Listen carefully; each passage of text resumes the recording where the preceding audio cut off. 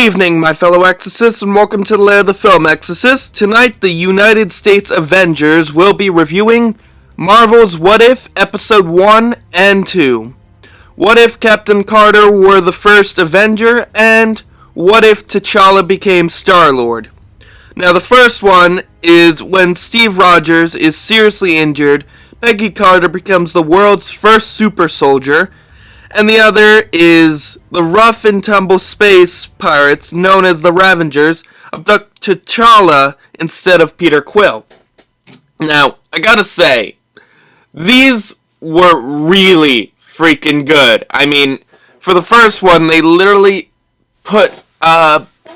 they made almost 2-hour movie into a 30-minute episode, and that was brilliant. I mean, yeah, we missed the massive montage of Steve Rogers and I believe they're called the Demon Dogs going after Hydra. We got a bit of that, but not the entire thing.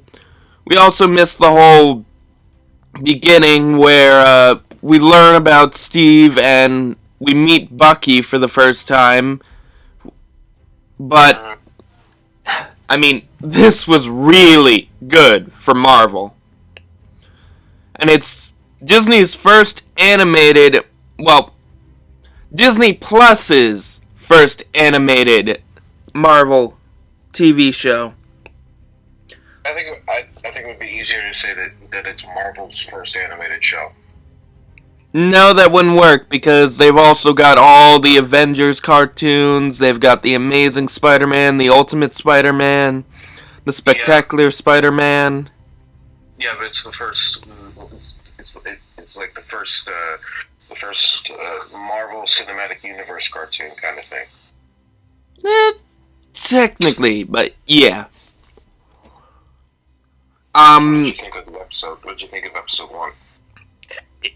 Like I said, it was awesome. I mean, where Steve Rogers was pretty amazing in his first run as Captain America, Peggy Carter topped him.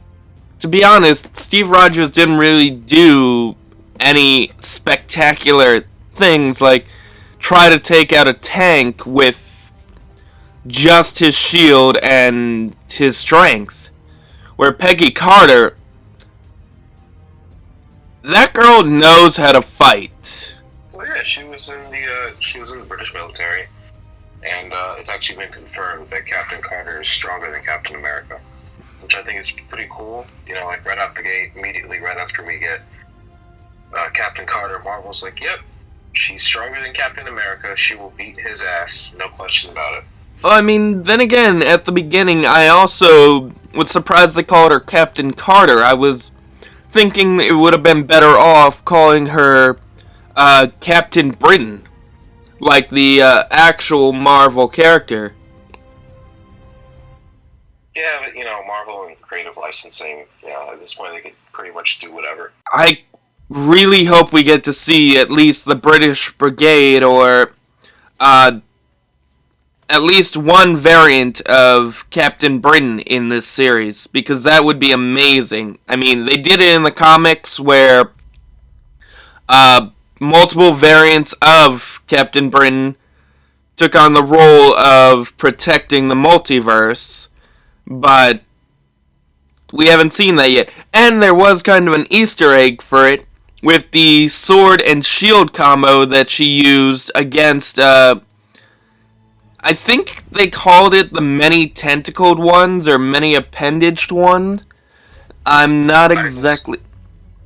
I just went straight ahead and I just said, that's our Lord and Savior Cthulhu. I was just joking around with my friends. I was like, yeah, that's Cthulhu right there. That wouldn't make sense, because Cthulhu wouldn't go down that easily. Yeah, no, it was a really good episode, and I also kind of enjoyed seeing the first technical Iron Man suit made by Howard Stark, which wouldn't be made for another, 70 years under the watchful eye of Tony Stark, the son of Howard Stark. So, it was pretty awesome to see the Hydra Stomper, but I'm calling it the original Mark 1. But it was just really cool seeing that. And, hey! We didn't lose Bucky, so there's no Winter Soldier in that universe. Yeah, which kind of sucks, because then that means there's no Falcon and the Winter Soldier. True, but there's no... Yeah, I mean, I like Bucky.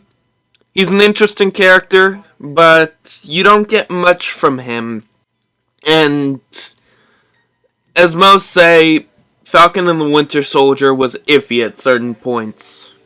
Again, they turned this big movie that helped start the MCU,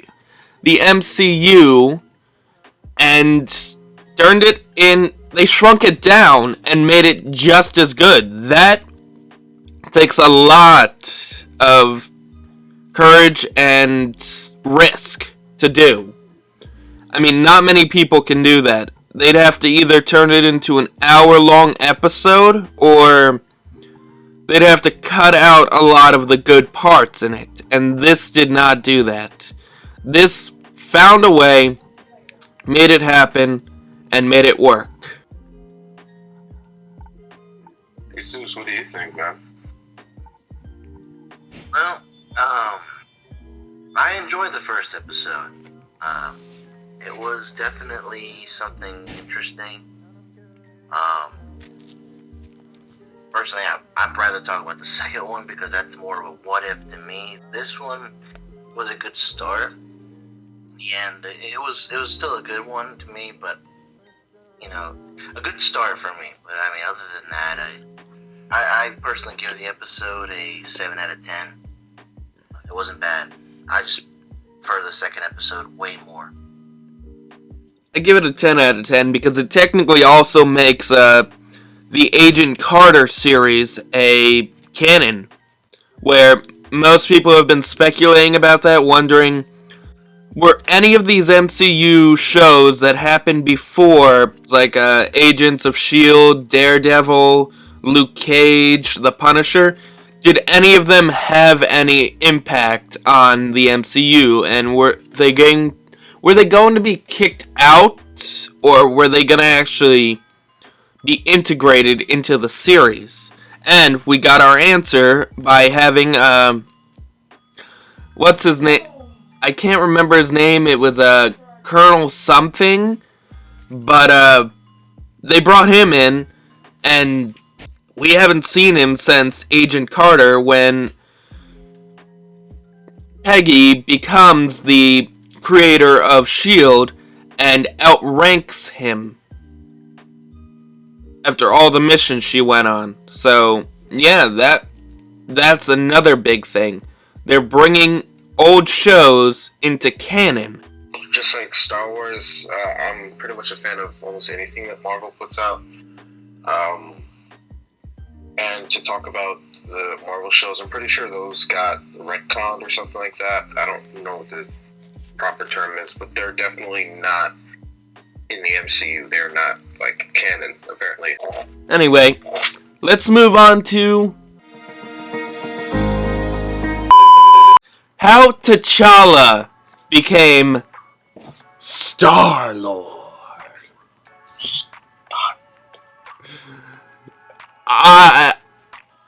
To be honest, it is an honor to watch Chadwick Boseman's first or last appearance. It is wonderful to hear that this is one of many appearances of Chadwick Boseman in this series. I mean, I think I heard they also did one for season 2, but this is one of his best roles. I mean, I love Black Panther, I will say that, but this is like Black Panther extra large, if you know what I mean. I mean, he is... Now, I like Peter Quill. I love Peter Quill. He is funny, he is powerful, and he's a good character. And I like his rivalry between Thor and him. But Chadwick Boseman was amazing in this, and made me like Star-Lord even more.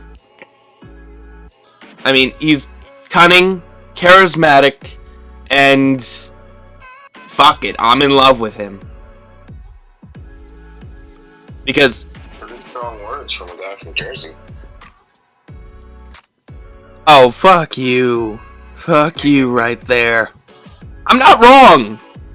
He found a way to almost change the mind of Thanos. The Mad Titan that almost destroyed the entire MCU with a snap.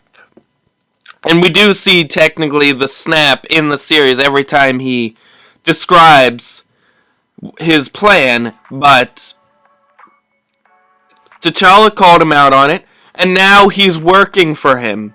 That is a feat in its own.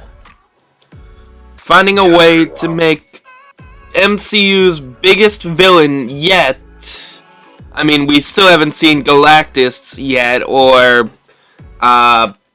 Magneto, but to bring Thanos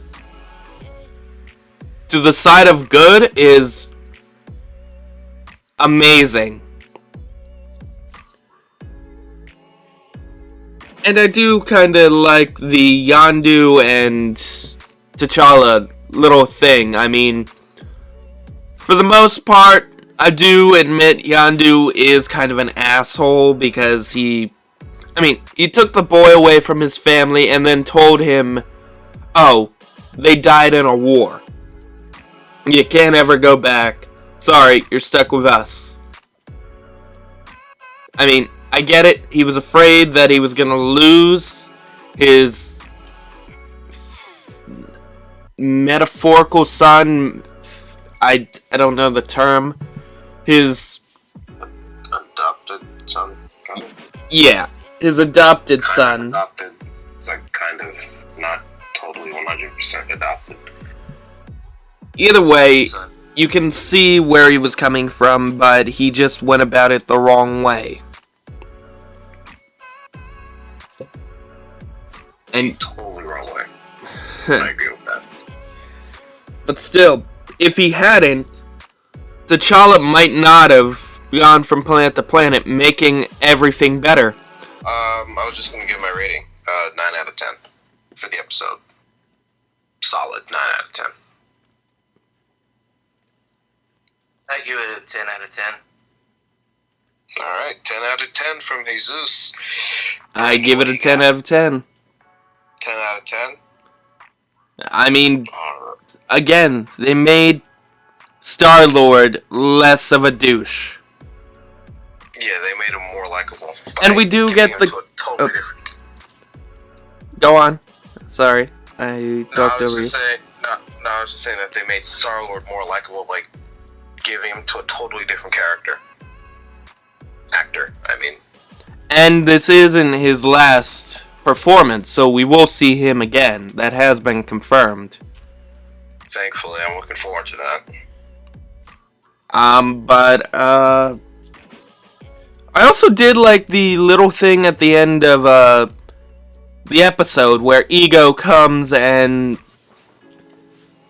pick up Peter Quill after so long. I mean, I get that he's a part of space and word usually travels slower in space, but you waited, what, 20 years to finally show up after you sent Yondu? Well, also let's not forget Yondu failed the mission, and the fact that now there's no Guardians to assist Peter, that's going to spell a bigger problem for for the MCU in What If Episode 2. Like, if the MCU was to continue after that episode, that would be a bigger problem. True. I mean, they did say, and to quote the Watcher, this choice may just end the world. But that's another story for another time. Yeah, exactly.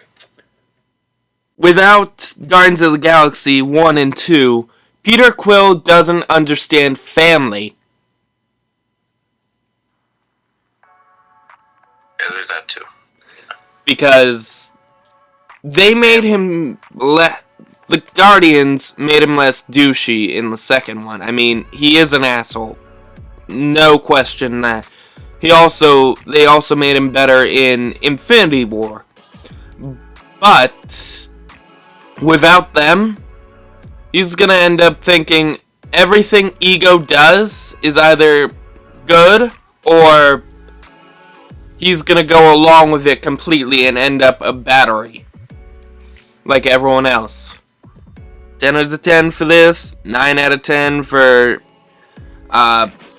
Captain Carter, which they also had a really good connection with the ending scene where it's pretty much the beginning of Avengers and you know where that's going to lead. Right into Fury's big week. And it has been confirmed the next episode will feature Tony Stark in the donut and Party Thor again. I'm actually looking forward to Doctor Strange versus Doctor Strange Supremo. That's what I'm looking forward to. I would love to see that. I can't lie, but I really want to see the giant donut again. That was the best character of Iron Man 2. I'm honestly just a big Doctor Strange fan, Benedict Cumberbatch fan, so I'm looking forward to anything that he's in, including Spider-Man No Way Home. Yeah, have a great night. And, we love you 3000. Oh God, I can't say that with a straight face. I'm sorry. But no, United States Avengers, out.